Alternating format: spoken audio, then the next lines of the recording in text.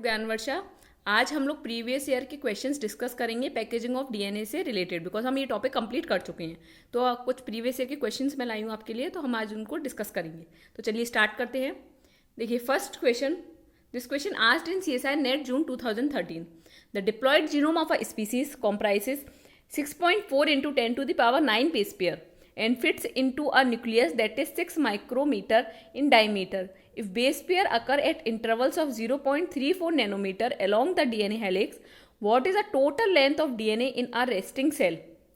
तो बहुत इजी है ये क्वेश्चन। आई होप आपको ये समझ आ रहा होगा क्वेश्चन और आप इसे इजीली सॉल्व कर पाएंगे। देखिए इसमें आपको कुछ नहीं करना, जो आपको ये बेस पेयर दे रखी हैं, ठीक है, total number of base pair का आप मल्टीप्लाई कर दीजिए जितना कॉन्जिक्यूटिव बेस पेयर का जो डिस्टेंस है उससे।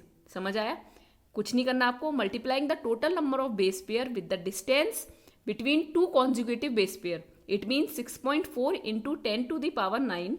6.4 multiply by 10 to the power 9 का मल्टीप्लाई कर दीजिए आप 0.34 से, ठीक है। तो कितना आ जाएगा? 2.2 मीटर आ जाएगा। अप्रोक्स 2.17 आएगा। तो इसका मतलब करेक्ट आंसर है थर्ड, ठीक है। अब हम नेक्स्ट चलते हैं।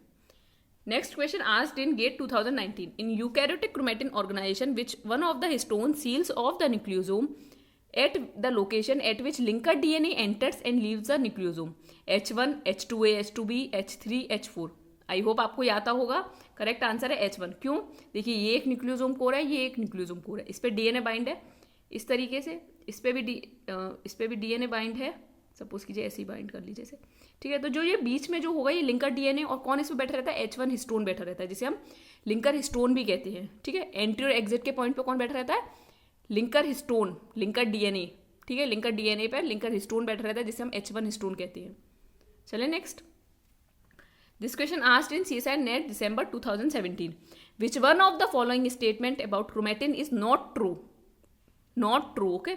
First, DNA binds approximately 1.6 times around the nucleosome. Second, H2A, H2B bind to both the entry and exit ends of DNA in nucleosome. Covalent modification of histone influence chromatin compaction. Fourth, non-histone proteins are part of mitotic chromosome. तो देखिए ये मेरे हिसाब से आपको आ रहा होगा, क्योंकि हम पीछे भी डिस्कस करके आए हैं कि जो एंट्री और एग्जिट पॉइंट पे बैठा रहता है वो है H1। तो करेक्ट जो इनकरेक्ट आंसर है, मतलब जो आंसर जो करेक्ट है और जो स्टेटमेंट रॉन्ग है वो है सेकंड, ठीक है। H2A, H2B bind to both the entry and exit end of DNA nucleosome. कौन बैठ रहता है? H1। H2A, H2B तो कोर हिस्टोन जो होता है उसका पार्ट है, ठीक है। नेक्स्ट चलते हैं हम।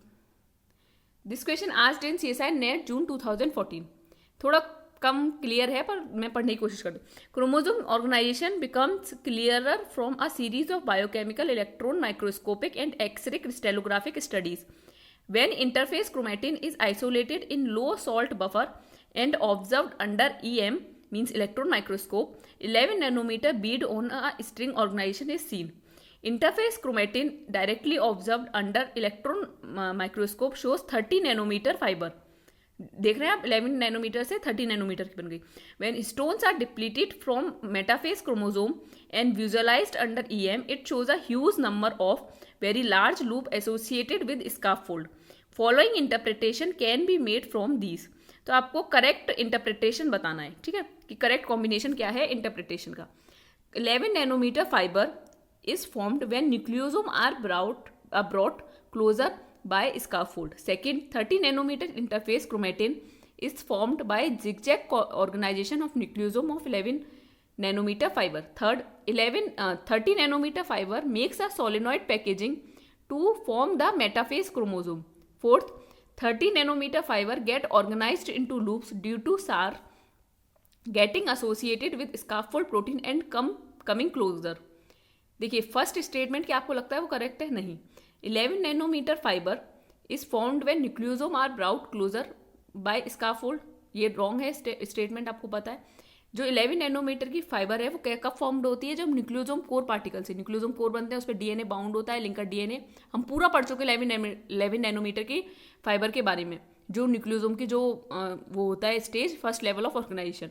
तो फर्स्ट ऑप्शन रॉन्ग है। तो इससे ही पता लग रहा है हमारे तीनों ऑप्शन रॉन्ग है, सिर्फ और सिर्फ फोर्थ ऑप्शन करेक्ट है, बी एंड डी। लेकिन हम और बी वाला देखते हैं, सी और डी तीनों स्टेटमेंट देखते हैं। 30 nanometre interphase chromatin is formed by zigzag organisation of nucleosome of 11 nanometre fibre. ये स्टेटमेंट बिल्कुल करेक्ट है।